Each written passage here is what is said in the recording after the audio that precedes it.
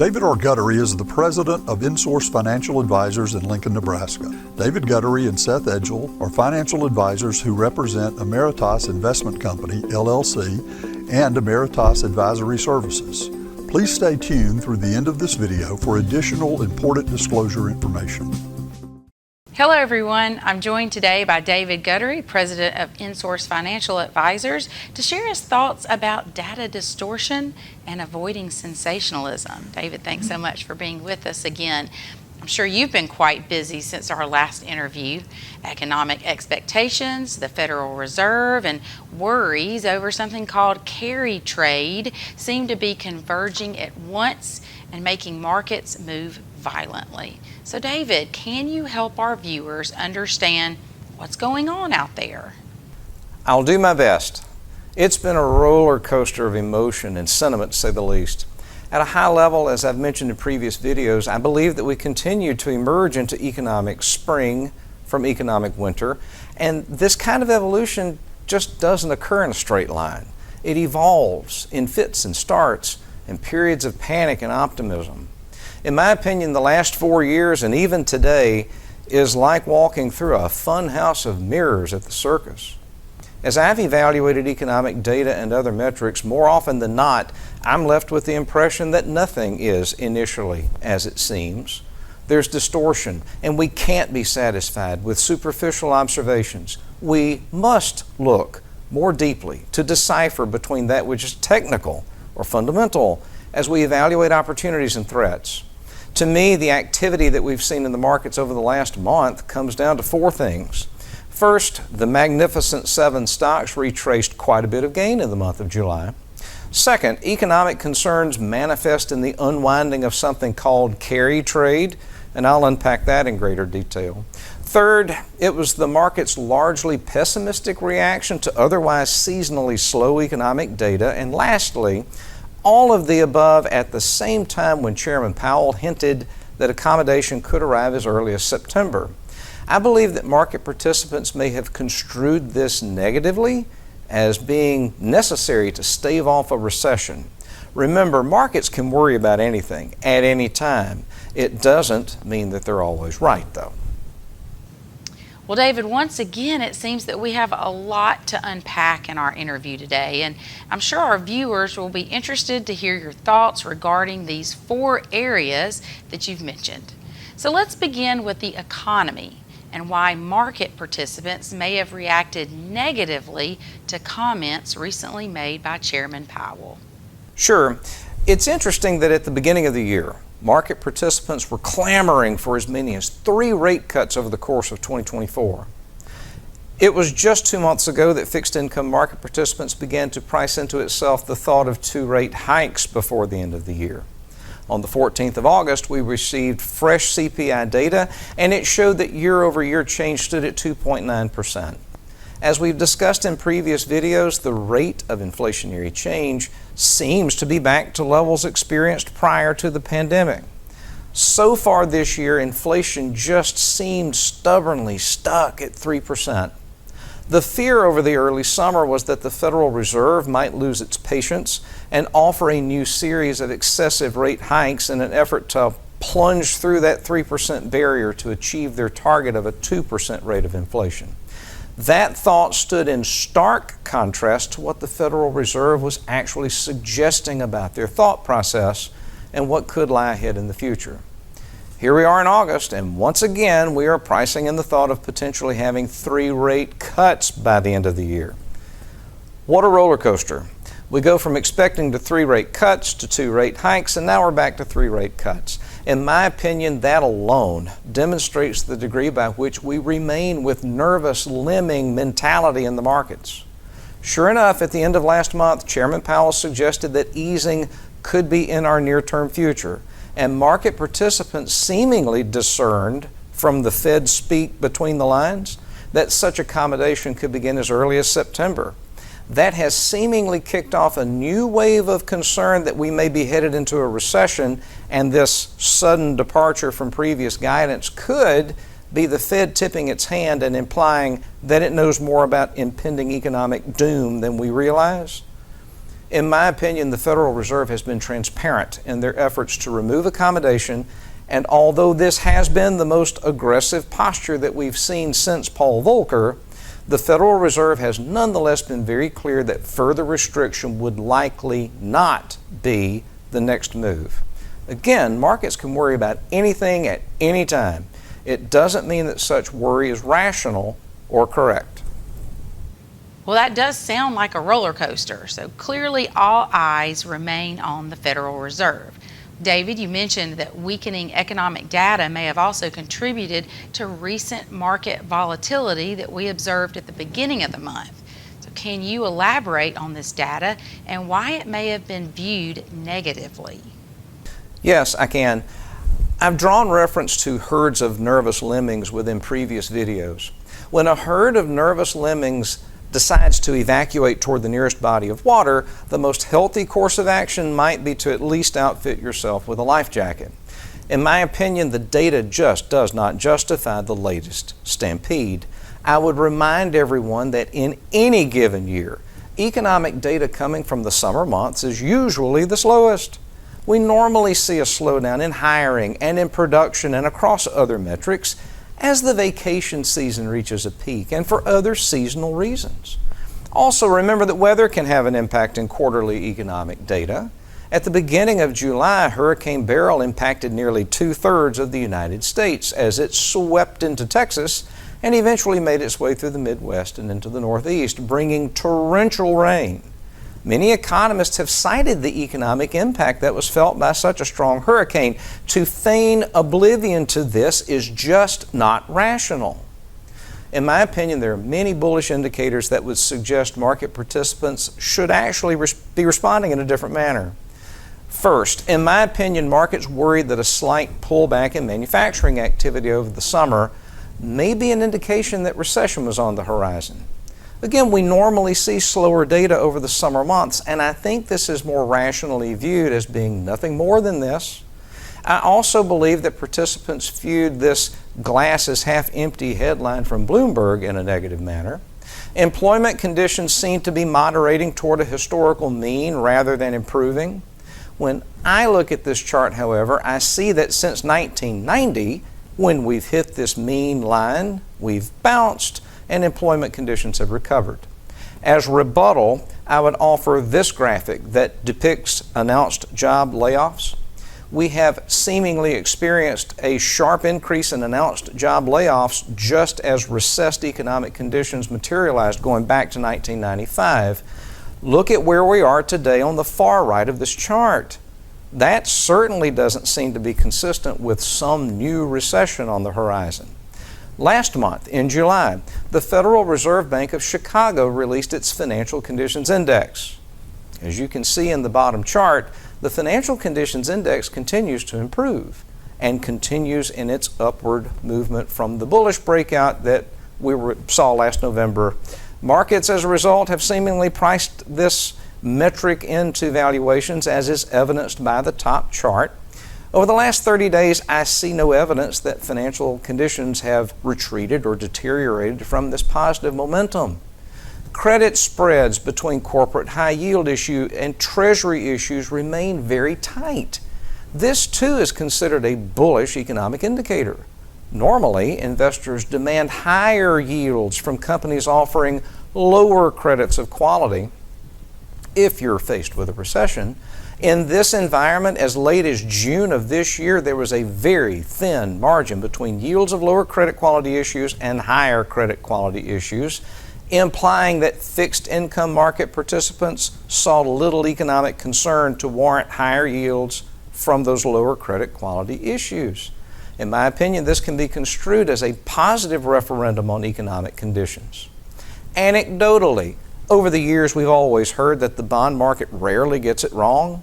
For this reason, we seem to pay much attention to the inversion of the yield curve as it pertains to being a predictor of an impending recession.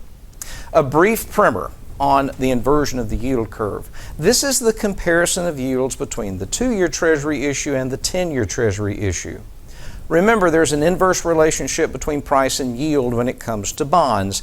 The higher the bond price, the lower the yield. If you believe that a recession is on the horizon, then you are more inclined to sell two-year issues, resulting in lower prices and higher yields.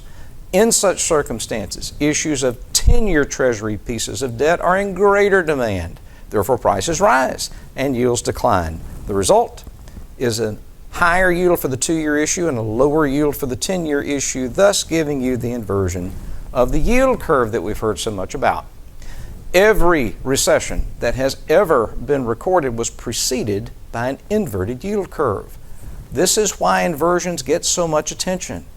Every time the yield curve has inverted, however, we've not always had a recession. As a high-level rule of thumb, the longer the inversion and the deeper the inversion, the worse the recession could possibly be. At its deepest, the inversion of the yield curve stood at 108 basis points. As of Friday, the 2nd of August, the inversion stood at just under 8 basis points. In my opinion, this is a huge reversal, and you can see the degree by which it has occurred just since the middle of June.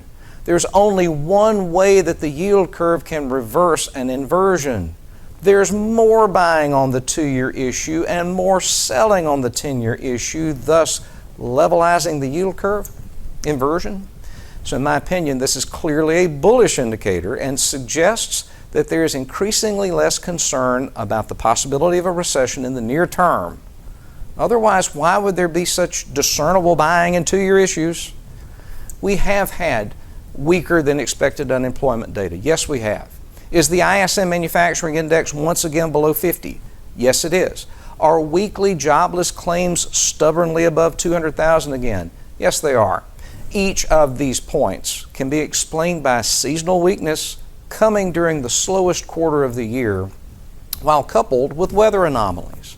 Might we truly be on the precipice of a long and deep recession? Well, clearly I can't guarantee that we're not, but as far as the data is concerned, I see no evidence of that. To me, this is like hearing your local weather forecaster suggesting that you should break out the winter coats because we could potentially have 6 inches of snow on the 5th of August in Alabama.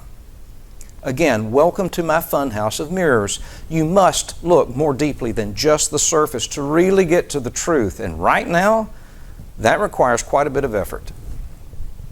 Well, clearly it does. Wow, David, that's great insight. And indeed, it's a compelling argument against the conclusion that a recession could be imminent.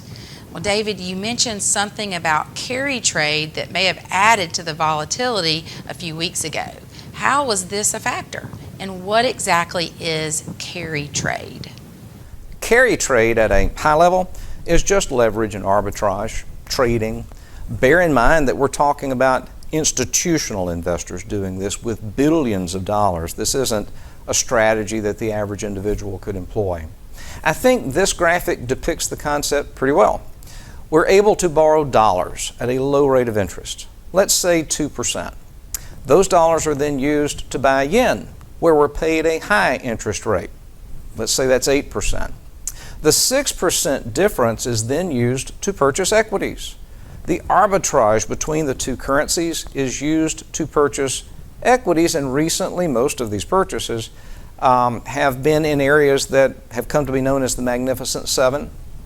Well, if suddenly markets begin worrying about weakening economic conditions, and furthermore, accommodation by the Federal Reserve is more about an emergency reaction to stave off that recession instead of simply being a shift in policy, then you also begin to worry that the favorable metrics that supported the carry trade could diminish or reverse.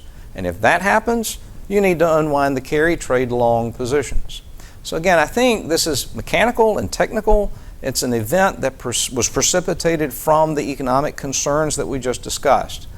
Interestingly enough, the carry trade concern that contributed to market volatility on the 5th of August had nearly evaporated entirely by the end of that week.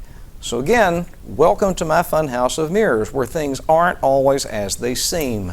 Markets can worry about whatever they want to at any time.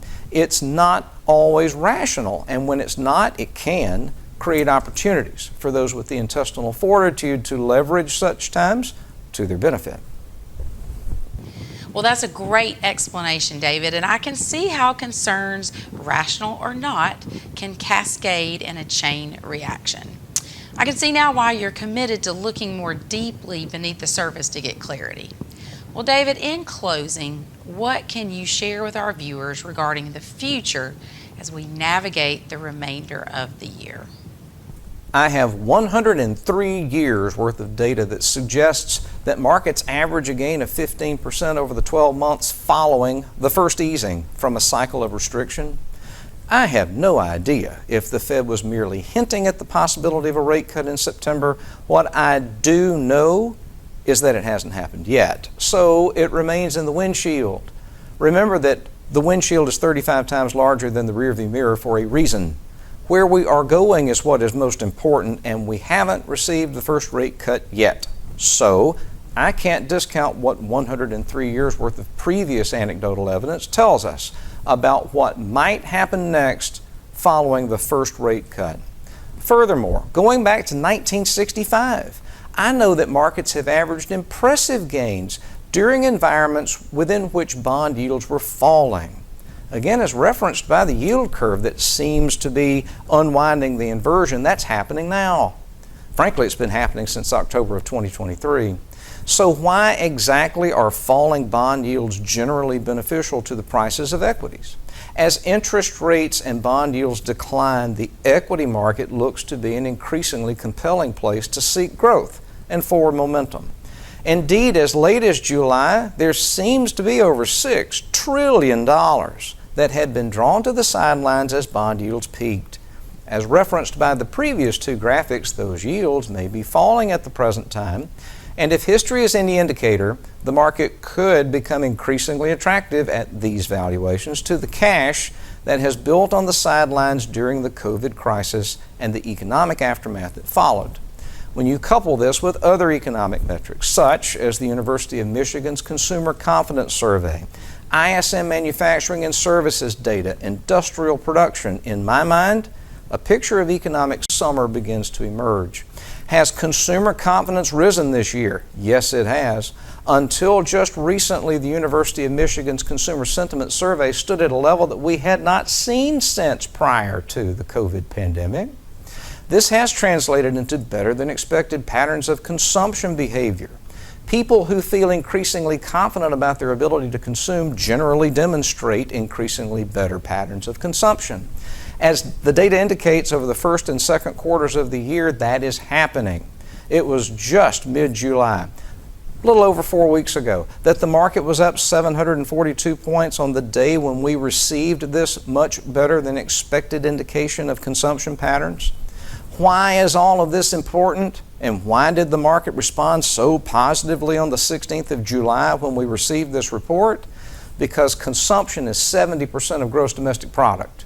To me, there seems to be a great disconnect between these most recent indications of consumption behavior from just 3 to 4 weeks ago and the current concern, just 1 month later, that we may be on the precipice of a long and deep recession.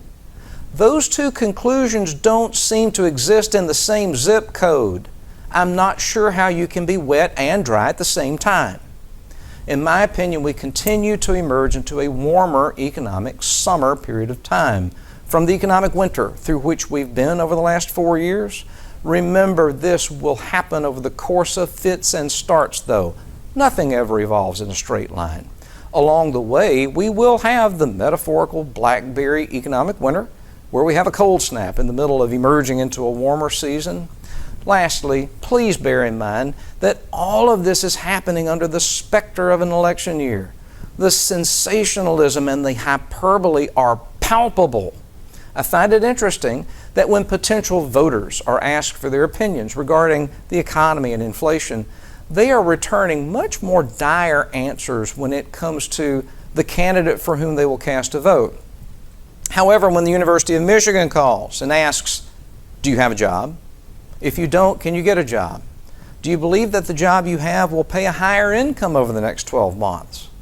Do you have a greater capacity to purchase today than you did 12 months ago? And similar questions, we are getting much more positive answers. You absolutely must insulate yourself from the noise and wade through the sensationalism and the hyperbole to get down to the data. Data is what it is. There is no distortion. You have to approach the analysis of data, though, with a stoic disposition and without foregone conclusions. Then the data can talk to you. And when it does, you must have the intestinal fortitude to listen and do what it's telling you to do. So in conclusion, in my opinion, no, I do not believe that we are on the precipice of a long and deep recession. I believe that the Federal Reserve has done exactly what they said they were going to do since March of 2022. This is particularly true since November of 2022, when they adopted a more docile and data-driven approach to monetary policy. I believe that the market is replete with attractive valuations, and now would be the time to critically evaluate the implementation of your financial plan with an eye toward where you will be 1 year from now and 5 years from now, rather than 5 minutes from now. We must resist the temptation to join the stampede of lemmings, rise above that as we move from one economic season to the next. David, as always, thanks so much for this great information. And for additional information, David may be reached through the means listed upon the following screen. For InSource Financial Advisors, I'm Brandon Dawkins. David Guttery and Seth Edgell independently offer securities and investment advisory services through Emeritus Investment Company, LLC, member FINRA, SIPC, and Emeritus Advisory Services. Information provided in today's segments is gathered from sources believed to be reliable. However, its accuracy cannot be guaranteed and should not be interpreted as tax or legal advice. Any performance stated is past performance and is not indicative of future results.